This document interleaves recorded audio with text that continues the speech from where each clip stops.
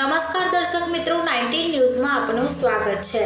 સમાચાર મળી રહ્યા છે છોટાઉદેપુર જિલ્લાના નસવાડી તાલુકાથી। નસવાડી તાલુકામાં થયો ભાજપમાં વિખવાદ। છોટાઉદેપુર જિલ્લા પંચાયત અને તાલુકા પંચાયત ચૂંટણી પહેલા ભાજપમાં વિખવાદ। ભાજપના ચાલુ તાલુકા પંચાયત સભ્ય દિલીપભાઈ ભીલ અને પૂર્વ ધારાસભ્યના પુત્ર સરદારભાઈ ભીલ પણ ભાજપમાંથી કોંગ્રેસમાં જોડાયા।